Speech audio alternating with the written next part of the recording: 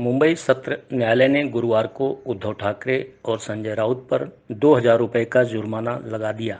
दोनों नेताओं ने मानहानि के एक मामले में सांसदों और विधायकों की विशेष अदालत में माफी के लिए देरी से अपील की है।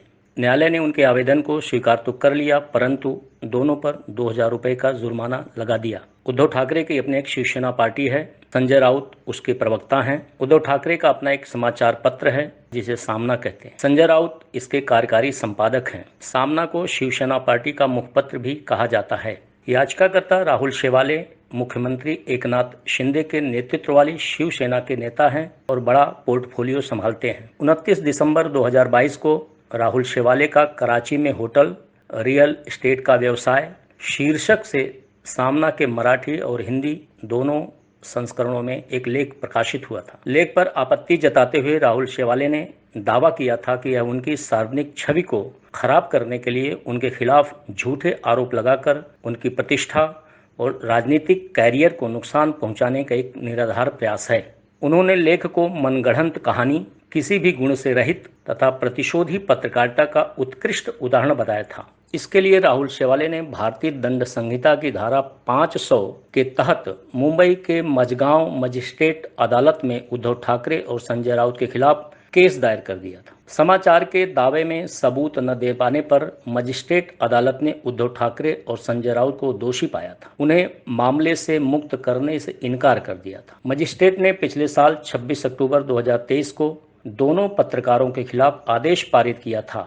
नियम के तहत दोनों को मजिस्ट्रेट अदालत के आदेश को तुरंत चुनौती देनी चाहिए थी, जो उन्होंने नहीं किया। नियमों के तहत निर्धारित बाहरी समय सीमा से 84 दिनों की देरी हुई। इस प्रकार दोनों ने अपने वकील मनोज पिंगले के माध्यम से देरी के लिए माफी के लिए मुंबई सेशन कोर्ट में आवेदन दायर किया था। अदालत द्वारा देरी की माफी की अनुमति देने के बाद ही अदालत आपराधिक पुनरीक्षण आवेदन पर सुनवाई करेगी। अदालत में मनोज पिंगले ने प्रस्तुत किया था कि यदि देरी को माफ नहीं किया जाता है तो उद्धव ठाकरे और संजय राउत को गंभीर और अपूरणीय क्षति, नुकसान और चोट पहुंचेगी, जिसकी भरपाई कभी भी पैसे के मामले में नहीं की जा सकती। उन्होंने यह भी कहा कि मामले से संबंधित महत्वपूर्ण और आवश्यक दस्तावेज उन्हें हाल ही में प्राप्त हुए हैं और उनके पास मुख्य पुनरीक्षण याचिका में न्यायालय के समक्ष तर्कपूर्ण मामला प्रस्तुत करने का एक उज्जवल अवसर है, इसलिए न्यायालय को देरी को माफ कर देना चाहिए। राहुल शेवाले की वकील चित्रा सालुंखे ने कहा कि उन्हें देरी को माफ करने पर कोई आपत्ति नहीं है, लेकिन